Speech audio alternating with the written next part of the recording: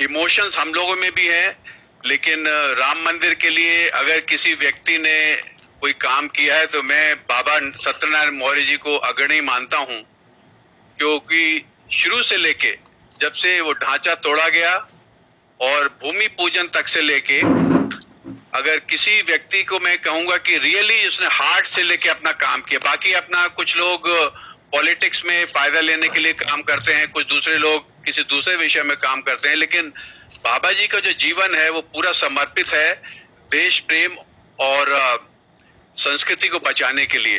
तो बाबा जी आपका स्वागत है। बाबा जी ने तो वैसे देश विदेश में बहुत कविताएं दी है। तो बाबा जी का परिचय जो है सभी लोग जानते हैं। बाबा जी ने पेंटिंग के जरिए अपने कार्टून बना के और अपनी जो भारत माँ की आरती जो है बाबा जी की, वो पूरे देश विदेश में बहुत प्रसिद्ध है और उसके जरिए बाबा जी ने सभी लोगों को जगाया है। तो बाबा जी आपका स्वागत है और आपकी वहाँ पे लाइव पेंटिंग भी लोग देखेंगे और मुझे भी बोला गया, तो मैं भी इतने लोग यहाँ पे कवि लोग हैं जो कि इतने प्रसिद्ध कवि हैं, उनके बीच में कविताएं सुनाना मेरे लिए थोड़ा सा, लेकिन मैंने एक कविता 18 साल पहले लिखी थी जबकि ये ढांचा टूटा गया था और हमारे कार सेवकों को जब मारा गया था, तो वो जो मन में भाव उत्पन्न हुए थे उस समय हम लोग बसेस में जाते थे, मेरे साथ आरएसएस, यहाँ पे एचएसएस बोलते हैं जिसको, वीएचपी के कार्यकर्ता सब लोग रहते थे और मैं वो कविता सुनाता था। सारे साथी मेरे उस पर इतना जोश भरा था कि ऐसा लगता था कि हम लोग जाके भारत में कुछ करें। तो वो जो गजेंद्र जी अगर बोलते हैं तो वो कविता मैं सुनाऊंगा, और बाबा जी अगर लाइव पेंटिंग करना चाहें तो बाबा जी वो पेंटिंग भी अगर करें तो वो आवाज नहीं आ रही मेरी?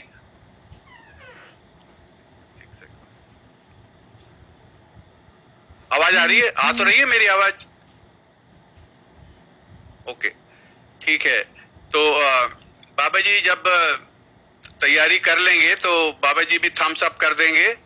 तो यहाँ पे पेंटिंग के लिए सभी लोग, तो स्क्रीन में मेरे ख्याल से खाली मैं और बाबा जी दिखेंगे और बाकी आप लोग मेरे ख्याल से बैक स्टेज पे जाके, ताकि तो होली का मौसम था जी, जब ढांचा तोड़ा गया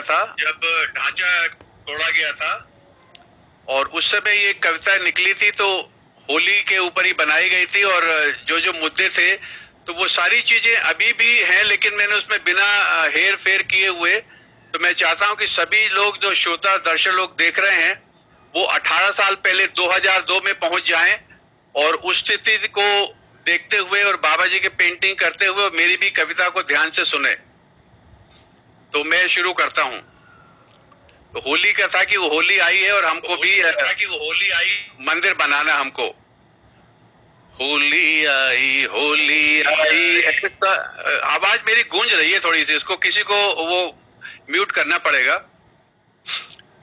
होली आई ऐसा रंग जमाना है, होली आई ऐसा रंग जमाना है, रंग उड़े या खून बहे पर मंदिर हमें बनाना है। होली आई ऐसा रंग जमाना है, रंग उड़े या खून बहे पर मंदिर वहीं बनाना है। होली आई ऐसा रंग जमाना है, क्या कसूर किया था बोलो कार सेवकी नारों ने, दिखलाया था जोश भक्ति का सिया राम के प्यारों ने।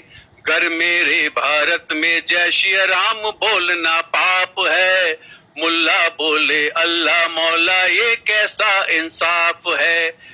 ईश्वर अल्लाह हमने गाया ये गलती हमारी है, चलो हुंकार लगाओ अब तो सिया राम की बारी है, चलो हुंकार लगाओ अब तो सिया राम की बारी है। जो बजरंग बली ने गाया नारा वही लगाना है। होली आई ऐसा रंग जमाना है, रंग उड़े या खून बहे पर मंदिर वही बनाना है। होली आई ऐसा रंग जमाना है, सीरियल रामायण ने ही हमको एक बनाया था। जब लेट 80s में जब भारत में गया था मैं, तो वहां का जो वर्णन आप इस में देखेंगे छंद में।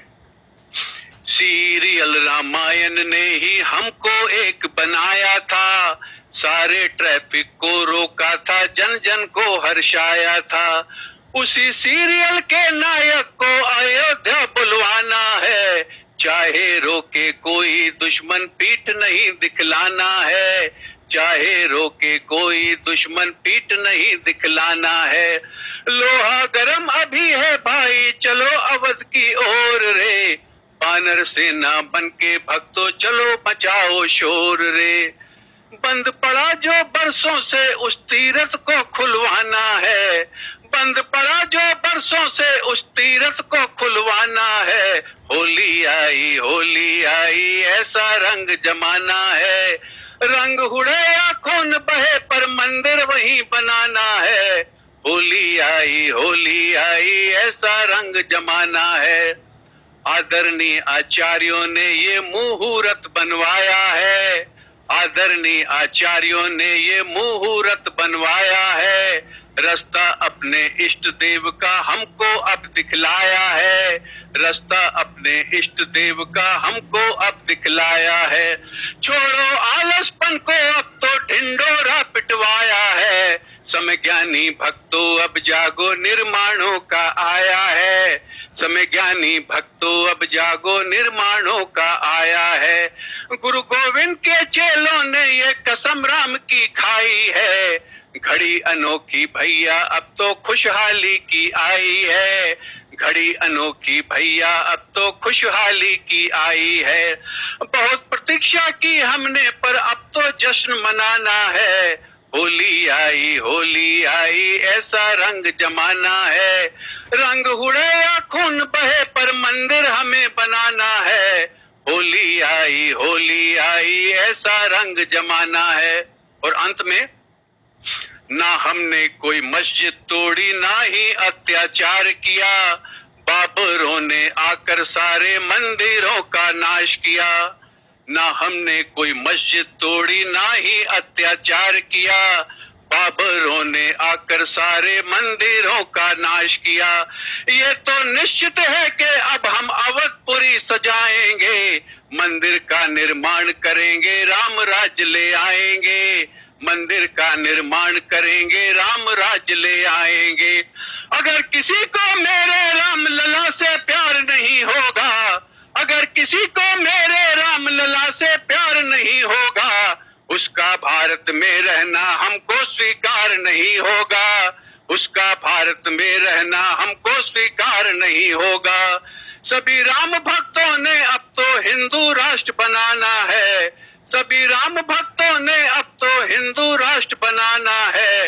होली आई ऐसा रंग जमाना है, रंग उड़े या खून बहे पर मंदिर हमें बनाना है।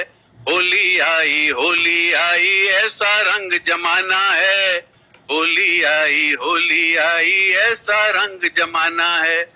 तो मैंने सोचा कि दिवाली तो मना ही ली हम लोगों ने 5 अगस्त को, और रक्षाबंधन भी मनाया, तो होली भी जो है वो मनाना आवश्यक है।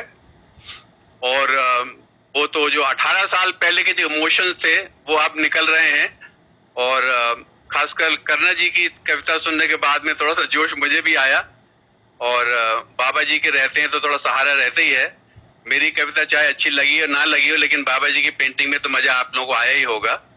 तो मैं चाहता हूं कि सभी लोग इसको देखें चित्र को, और श्रद्धा पूर्वक नमन करें जो पेंटिंग बाबा जी ने बनाई है। और बाबा जी की जो चित्रकारी है, बाबा जी ने एक बार MF हुसैन को भी चैलेंज किया था कि उसके साथ पेंटिंग में आ जाए। बाबा जी का वर्ल्ड रिकॉर्ड है कि ऑन साइट एकदम सामने इतनी स्पीड से जो पेंटिंग बनाने का, चित्र बनाने का रिकॉर्ड है, वो बाबा जी के साथ कोई compete नहीं कर सकता है। और लेकिन बाबा जी ने जो अपना जो सामर्थ्य है, जो उन्होंने अपनी जो कला है उसको देशभक्ति में लगाया है, वो सबसे बड़ी बात है। इसीलिए मैं बाबा जी का कायल रहता हूँ कि बाकी तो बहुत से कलाकार सब कुछ हैं, लेकिन देश के लिए समर्पण होना ये बहुत कम देखा गया है। और ये जो है हमारे सामने बाबा जी ने चित्रण किया है। बाबा जी, इसके बाद मैं चाहता हूं कि आप भी, एक जो माहौल गर्म है, और आप भी जो है अपना माइक वगैरह में आके आप भी एक राम जी के ऊपर या जो भी आपकी इच्छा हो। बिल्कुल, माइक चालू है मेरा। आप अपनी कविता राइट, मेरी कविता हो गई। मेरे तो ऐसे ही आपको कर रहा था कि एक चित्र बनाते समय टाइम भी पास हो जाए।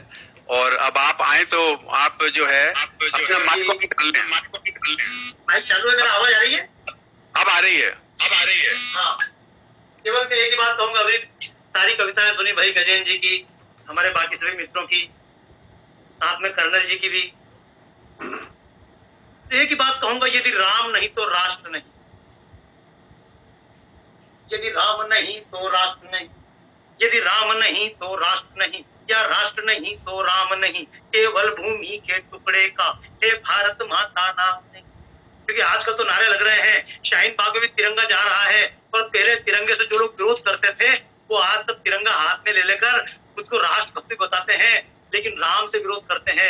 मैं बोलता हूँ, राम को छोड़कर कौन सा राष्ट्र, कृष्ण को छोड़कर कौन सा राष्ट्र। अगर देश में गंगा माता के प्रति श्रद्धा न रहे, इस देश में गाय माता की हत्या होती रहे और राम का मंदिर न बन पाए, तो हम किस राष्ट्र की बात कहेंगे? कि यदि राम नहीं तो राष्ट्र नहीं, या राष्ट्र नहीं तो राम नहीं, केवल भूमि के टुकड़े का हे भारत माता नाम नहीं। अब जन जन में हमको ऐसा सच्चा एकात्म जगाना है, ये भाव जहां से जागृत हो वह मंदिर वहीं बनाना है। राम सिया राम, सिया राम जय जय राम, राम सिया राम, सिया राम जय जय राम। और राम को तो राष्ट्र से अलग करके देखा ही नहीं जा सकता, क्योंकि उत्तर से दक्षिण तक जिसका नाम जुड़ा सब नामों में, उत्तर से दक्षिण तक जिसका नाम जुड़ा सब नामों में, अभिवादन में रूप उसी का सुबह में और शामों में। गीत राम के गाए जाते हैं बालक के जन्मों पर, गीत राम के गाए जाते हैं बालक के जन्मों पर, उसी राम की पूजा होती है हरि का चरणों पर, उसी राम के रंग रंगी अपनी ये प्यारी धरती है।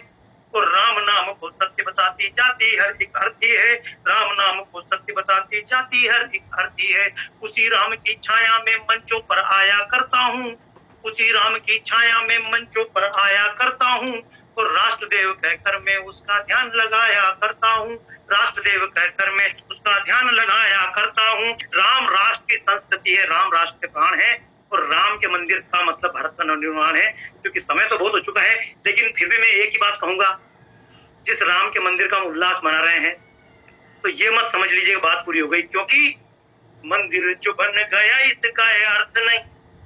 भाई गजेंद्र जी, मेरे जितने मित्र हैं सभी ने बहुत अच्छी तरह से अपनी भाषा में अलंकार के साथ में छंदों के साथ बात कही, लेकिन मैं बात जो देवेंद्र जी कुछ दिन पहले भी कह रहे थे कि शक्ति को अब भी भूल गए तो कोई काम नहीं चलेगा, और कुछ बातें अगर खुलकर नहीं बोली तो भी काम नहीं चलेगा। कि मंदिर जो बन गया इसका अर्थ नहीं, राम राज्य आ गया है मीठे कष्ट सारे हैं, और जब तक 30% आबादी न हो जाती है, क्योंकि एक बार मोदी आ गया, लेकिन अभी बार मोदी भी कहां से आएगा, मत की पेटी में से आएगा। और दुनिया भर के डेमोग्राफी का रिसर्च कर लीजिए, मैं अपनी मर्जी से नहीं बोल रहा हूँ। भारत भी पहले था, कंबोडिया में भी हम थे, क्यों हट गए? क्योंकि आबादी 30% ज्यादा बढ़ गई, और आज भी भारत में 30% जहां आबादी ज्यादा है वहां पर प्रजातंत्र नहीं। तो मैं एक ही बात कहूंगा कि मंदिर जो बन गया इसका अर्थ नहीं, राम राज्य आ गया है मीठे कष्ट सारे हैं, और जब तक 30% आबादी न हो जाती है तब तक जय श्री राम जी के नारे हैं। तो भारत ही नहीं सारी दुनिया को देखिएगा, आबादी की दम पे चमके, आजादी की दम पे चमके चांद तारे हैं, और भेड़ जैसी भीड़ बोल के न भूलिएगा इन्हें, प्रजातंत्र में तो भीड़ के ही वारे न्यारे हैं। तो मैं एक बात कहूंगा, अयोध्या की खुशी में ज्यादा न भूलिए। अब ये बात कुछ अटपटी भी लगेगी, लोग सब खुशी मना रहे हैं, लेकिन मैं चाहूंगा खुशी स्थायी रहे। कि अयोध्या की खुशी में ज्यादा न भूलिए, वर्चुअल झूले में ज्यादा न झूलिए, कश्मीर केरल बंगाल देखिए, प्रजातंत्र का क्या हुआ हाल देखिए, सामने खड़ा है वो सवाल देखिए, दिल्ली बेंगलोर के बवाल देखिए, प्रजातंत्र का क्या हुआ हाल देखिए। एक नहीं उनके तो चार चार हैं। राम जी भी जंगल गए लेकिन अयोध्या सुरक्षित रही। अगर राम भी अपने पिता की एक संतान होते तो अयोध्या का क्या हाल होता? या तो राम का वचन टूटता या अयोध्या छूटती या कहीं ना कहीं क्या स्थिति होती। आप देखिए कृष्ण भी अगर एक ही बालक होते तो क्या होती। मैं तो एक ही बात कहूंगा, हर दृष्टि से शक्ति शक्ति अगर शक्ति के ढंग से चाहिए, दिमाग के ढंग से चाहिए तो आबादी के ढंग से भी शक्ति चाहिए, क्योंकि ये तो भेड़ तंत्र है जिसको हम प्रजातंत्र कहते हैं। भेड़ तंत्र है क्योंकि एक नहीं उनके तो चार चार है, एक नहीं उनके तो चार चार है, जेहद के अरमानों पे सवार हैं, सिर्फ शक्ल बदली है अक्ल है वही। आज भी सुन लीजिएगा भारत के नेताओं को जो बोलते हैं कि सिर्फ शक्ल बदली है अक्ल है वही, गजनी के नए नए अवतार हैं। गांधी ने जिन्हें भाई बता के रोका था, आज बड़े प्रेम से बोलते हैं। मैं तो एक बात बोलता हूँ ना, अभी राहत इंदौरी मरे तो मेरे जाने कितने अपने भाइयों ने बड़ा दिल रखकर श्रद्धांजलि दी। उसने क्या बोला समझा? केवल मर गया इसलिए बदला छोड़ दे।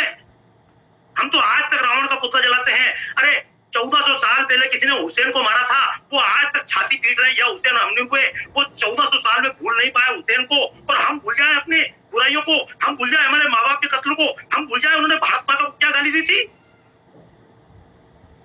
एक नहीं उनके तो चार चार हैं, जेहादी अरमानों पे जो सवार हैं, सिर्फ शक्ल बदली है अक्ल है वही, गजनी के नए नए अवतार हैं। गांधी ने जिन्हें भाई बता के रोका था, उनकी औलादों का कमाल देखिए, दिल्ली बेंगलोर के बवाल देखिए। क्योंकि जिस समय हम खुशी मना रहे हैं, जिस समय हम कर्नल साहब की कविता सुन रहे हैं, उस समय 3 थाने फूक दिए गए, 250 गाड़ियां फूक दी गई है। आप नेट पे देख सकते हैं। तो मैं एक ही बात कहूंगा कि मोदी जी का 56 इंच सीना मेरे सारे कवियों ने कहा, लेकिन एक बात कहूंगा, 56 इंच सीना कब तक रहेगा? जब तक इस देश में 30% आबादी ज्यादा ना हो जाए उनकी। और हमारे तो हिंदुओं की आबादी 70% होगी भी कितनी है। जाति में पाति में बट के हिंदू है कितने? वोटिंग परसेंटेज उठा देख लीजिएगा, फिर निर्णय कर लीजिएगा कि मोदी कब तक तुमको बचाएगा। देवेंद्र जी, ये पीड़ा आपकी भी है, मेरी भी है, और देश को पीड़ा से परिचित करना चाहता हूं कि मोदी कब तक तुमको बचाएगा। नया नेता वोट की पेटी से आएगा, कॉन्वेंट में पढ़ा तुम्हारा कूल डूड, वोटिंग के दिन छुट्टियां मनाएगा।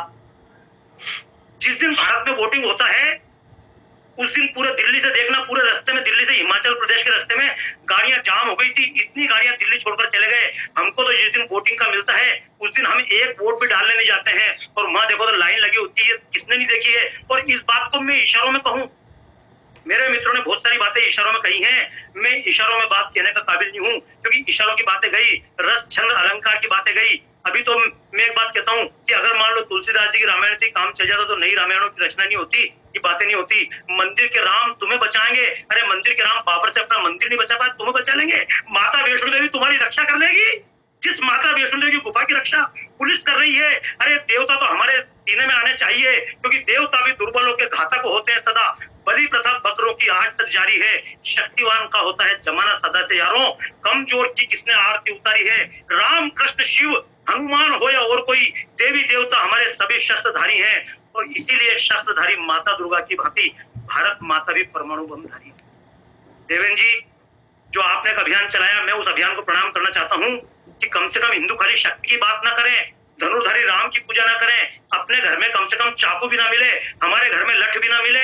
हमको पुलिस बचाएगी, पुलिस के थाने फूंक दिए गए हैं। दिल्ली में पुलिस की क्या हालत हुई है, बेंगलोर में पुलिस की क्या हालत हो रही है, और हम सोचे हमको कोई आके बचा लेगा। मैं तो एक बात कहता हूँ, सीता भी वापस आ जाती अगर शांति की बात होती, सीता भी वापस आ जाती अगर शांति की बातों से, और गर दुर्योधन का दिल परिवर्तित हो जाता नातों से, तो न राम को धनुष कृष्ण को चक्र उठाना पड़ता। पर किंतु करे क्या, भूत लाद के नहीं मानते बातों से, दावा नल भड़काती वही वायु दीप बुझाती है, और दुर्बल का कोई मीत नहीं है, नीति हमें बताती है।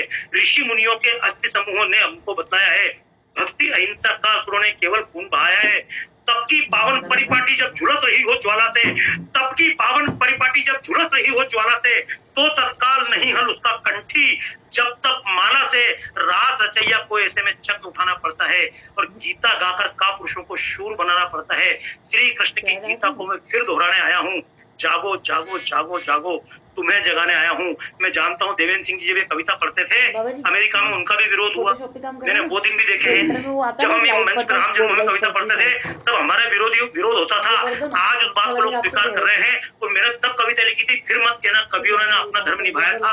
हम बोलेंगे गीत की हमने बार बार दोहराएगा, इसलिए कहूंगा हर तरह की शक्ति अपना ले, मंच पर बहुत ज्यादा भले बनने के चक्कर में न रहे। अगर एक मुशायरे का मियां आकर बैठ जाता है तो सारे के सारे कभी भीड़ भरकर चरण चुम्बन करने लगते हैं। मैंने तो इसलिए कहा राहत मरा होगा, उसने देश के लिए कौन सी वंदना की है, यही तो कहा ना उसके बाप का खून हमारी मिट्टी में शामिल है। अरे जिस मिट्टी में खून शामिल था उस मिट्टी का 30% तुम ले चुके हो और केवल 2% लोग वहां गए हो, बाकी लोग फिर इस जमीन को, अरे तुम्हारा हिस्सा तुमको दे चुके हैं। ये कोई तुम्हारे बाप का हिंदुस्तान ही है। लेकिन ये बात मैं कहना चाहता हूँ हमारे कूल रूट्स को कि मोदी कब तक तुमको बचाएगा, नया नेता वोट की पेटी से आएगा, कॉन्वेंट में पड़ा तुम्हारा कूल डूट, वोटिंग के दिन छुट्टियां मनाएगा, गांधी की औलादों सूझे गाल भूल के, गांधी की औलादों सूझे गाल भूल के, झापट खाने को नए गाल देखिए, झापट खाने को नए गाल देखिए, दिल्ली बेंगलोर का बवाल देखिए, पुलिस जो खुद को बचा ना पाती है।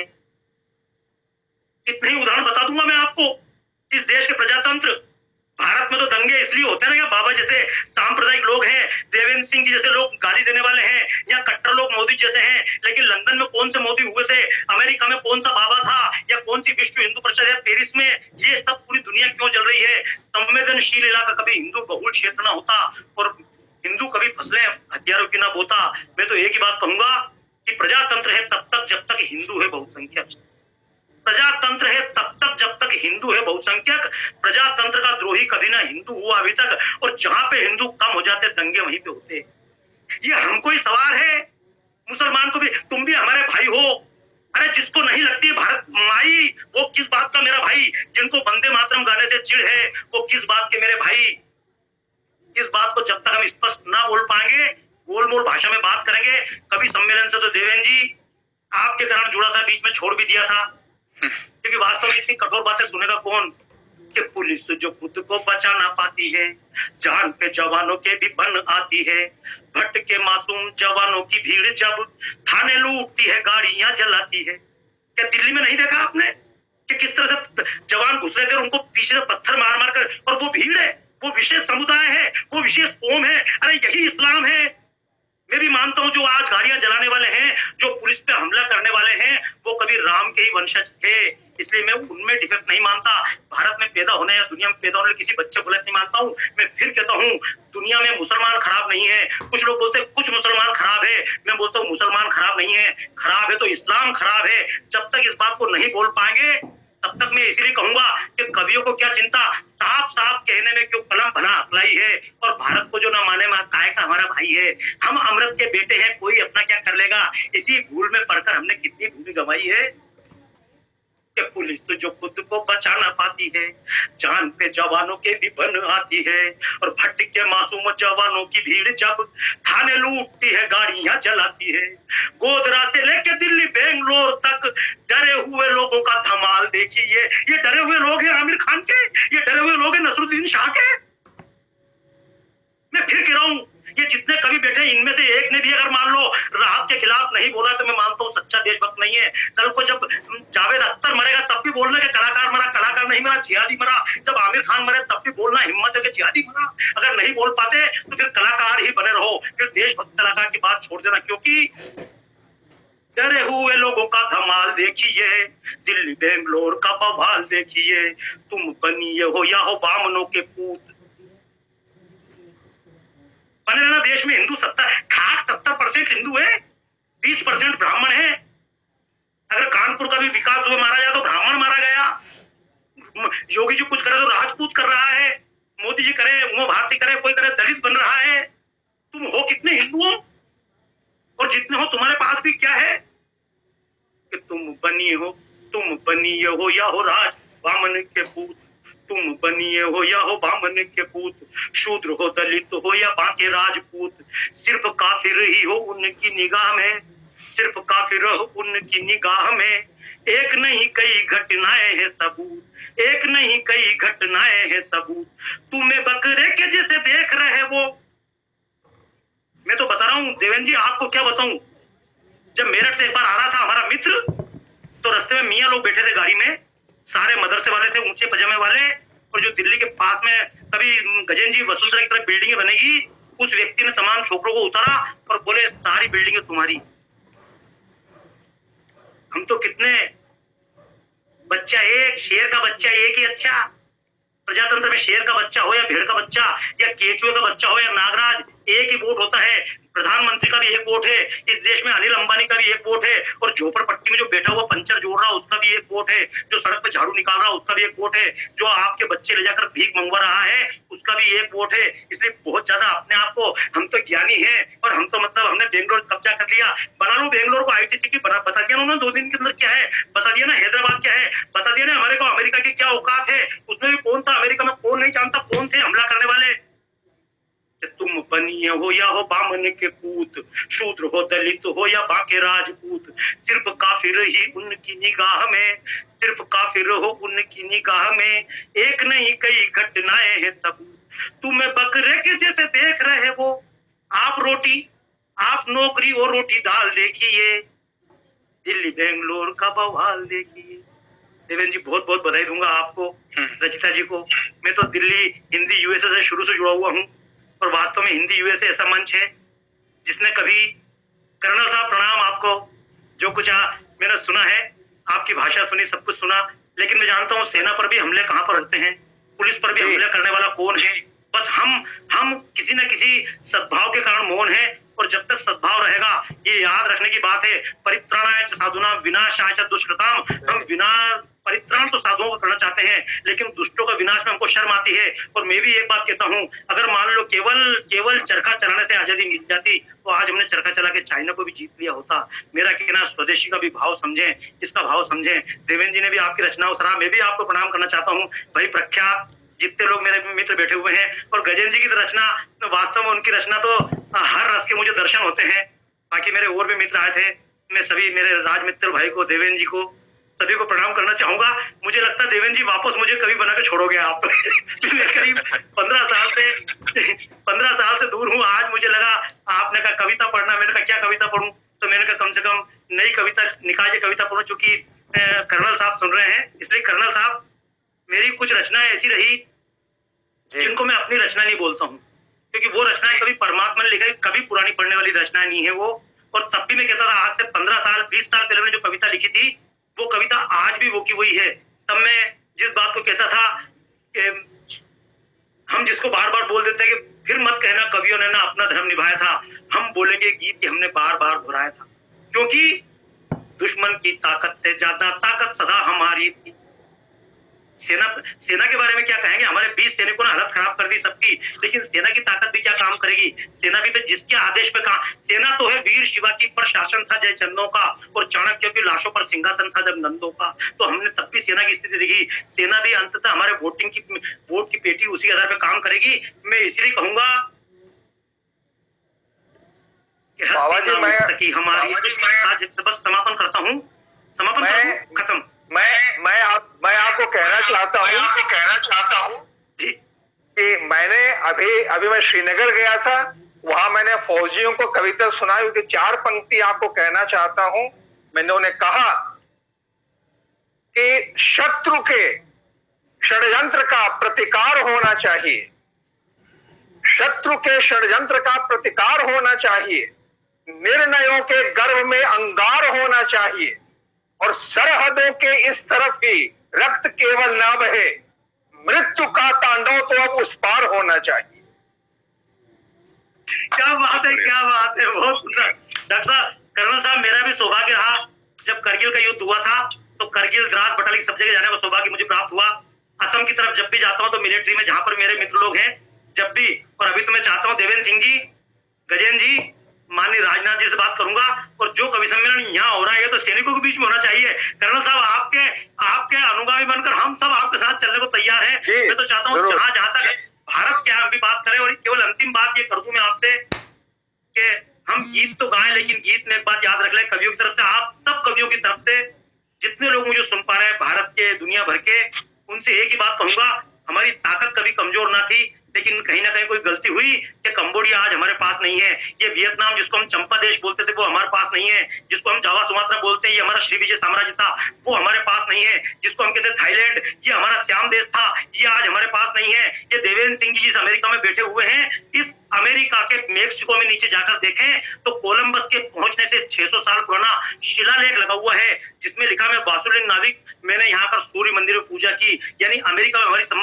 फैली थी। ये सोमाली जो हमारी सोमाली के नाम से बना था सोमालिया, वहां तक ये जब ये जिसको हम बोलते हैं मिस्र में जब नील नदी की खोज की गई तो खोज करने की जिसने विल्सन ने खोज की उस विल्सन ने खोज कर नहीं पा रहा था तो उसने भारत के पंडित से पूछा तो भारत के पंडित ने भविष्य पुराण पढ़ के बताया कि वहां पर है। यानी हमारे पंडित लोग वहां जाकर पहले मिस्र को भी पूरे देख के आ गए थे। वो बातें फिर कभी चर्चा करूंगा जिसके ऊपर मैं प्रदर्शनी बनाता हूँ, क्योंकि आजकल मुझे ज्यादा आनंद प्रदर्शनियां बनाने में मिलता है ताकि मैं अपनी बात कम से कम ज्यादा बोल सकूं। और इसीलिए लेकिन फिर भी मैं कहूंगा कि हस्ती ना मिट सकी हमारी दुश्मन था जग सदियों से। हमारे कवि मित्र जितने भी हैं जनता को बेवकूफ मत बनाना। हस्ती नहीं मिटी, अरे क्या हस्ती नहीं मिटी, गांधार चला गया हस्ती नहीं मिटी, पाकिस्तान चला गया हस्ती नहीं मिटी, हमारे कश्मीर में संकट है पीओ के दबा लिया गया हस्ती नहीं मिटी, जो भारत का नक्शा देखते पुरानी चाइना ने दबा रखा है हस्ती नहीं मिटी। कब तक अपने आप को बेवकूफ बनाएंगे इकबाल की भाषा में कि हस्ती ना मिट सकी हमारी दुश्मन था जब सदियों से। गाकर मत फूलो जाकर पूछो पंजाबी नदियों से, कहाँ गया कंधार कहाँ ननकाना साहित्य प्यारा है, दूर हुआ गंगा से उसका सप्त सिंधु जल न्यारा है, काश्मीर कैलाश गया और हस्ती मिट्टी आई है, दिग्विजयी भारत की सीमा सदा सिमटती आई है। कहाँ गया वो तक्षशिला का गुरुकुल जिसने दुनिया को ज्ञान कला विज्ञान धर्म का पहला पाठ पढ़ाया था, फिर मत कहना कवियों ने ना अपना धर्म निभाया था, हम बोलेंगे गीत की हमने बार बार दोहराया था, हम बोलेंगे गीत की हमने बार बार। और सेना तो आज से नहीं पहले से हमारी सेना वही सेना है कि दुश्मन की ताकत से ज्यादा ताकत सदा हमारी थी।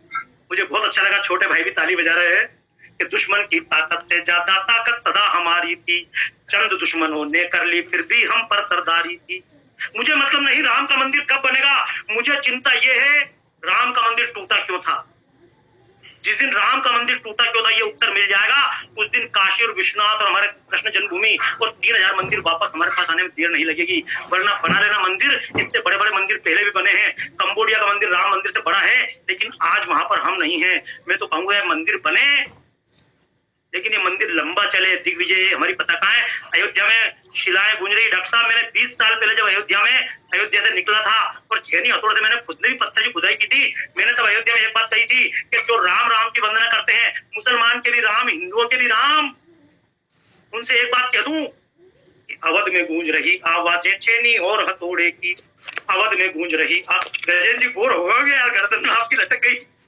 अवध में गूंज रही आवाजें छेनी और हथौड़े की, लगता जैसे ये टापे हैं अश्वमेध के घोड़े की, लगता जैसे ये टापे हैं अश्वमेध के घोड़े की, जिन्हें प्राण का भय है पूजा कर ले वे तस्वीरों की, हमें जरूरत राम पे जान लुटाने वाले वीरों की, अखिल विश्व में प्रभु राम की विजय ध्वजा फहराना है और ठाट हटाकर ठाट बाट से स्वर्ण शिखर तक। और मुझे एक चिंता और भी डॉक्टर साहब, जब अमरनाथ के पथ पर भी सैनिक खड़े होते हैं मैं उनको भी याद करता हूँ और उनको भी राम मंदिर से जोड़ता हूँ, क्योंकि केवल राम मंदिर का विषय नहीं था, ये विषय अमरनाथ से भी जुड़ा है, ये विषय हमारे कैलाश से भी जुड़ा है। अमरनाथ का पथ भी अलगावों का आज शिकार हुआ, अमरनाथ का पथ भी अलगावों का आज शिकार हुआ, बर्फीला हिमवान बारूदों में जलकर अंगार हुआ, प्रांतवाद के खंजर से घायल गंगा कावेरी है। ये है राम मंदिर।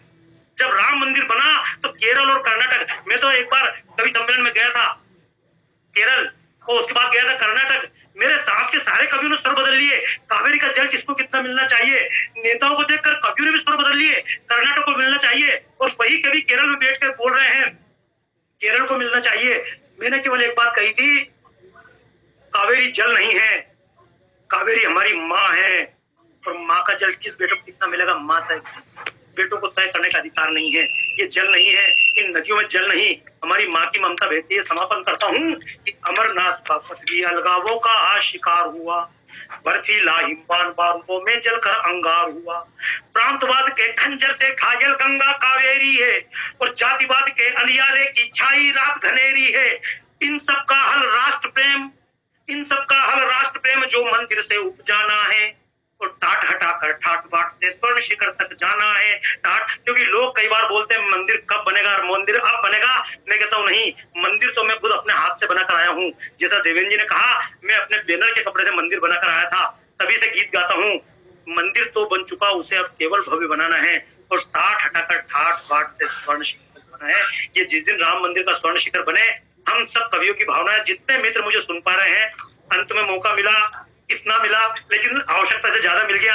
मैं आप सभी कवियों से माफी चाहूंगा, लेकिन कहूंगा जिस दिन इस मंदिर के स्वर्ण कलश के ऊपर पताका लहराए, उस दिन देश में गो हत्या भी रुक जाए, उस दिन देश में बलात्कार रुक जाए, उस दिन देश में लव जिहाद के नाम पर एक भी गड़बड़ ना हो पाए, उस दिन हमारा एक भी पुलिस थाना ना चले, उस दिन एक भी पुलिस वाले के ऊपर आक्रमण ना हो, उस दिन कहीं एक सैनिक हमारा कहीं भी न मरे। मैं जानता हूँ राम मंदिर से यात्रा शुरू हुई है, अब न रुकेगी। सेक्युलर भाषण का कोहरा या बोली की बौछारें हो, इस अवधपुरी की राहों में यदि धधक रहे अंगारे हो, प्रभु चरणों को मन में रखकर हम आगे बढ़ते जाएंगे, प्राणों की देंगे आहुति पर मंदिर वही बनाएंगे। हमारे तमाम मंदिर बने, देश का धन्यवाद बढ़े और वह देश जो गंगा के बिना पूरा नहीं। तो बस इतना कहना चाहते हैं कि तुम्हारी याद में जब अब्र होगा लाल पूछेंगे, गुजारे किस तरह ये दिन महीने साल पूछेंगे। अभी इन खुशनुमा लम्हात को हम अलविदा कह दें, मिलेंगे फिर कभी तो फिर तुम्हारा हाल पूछें।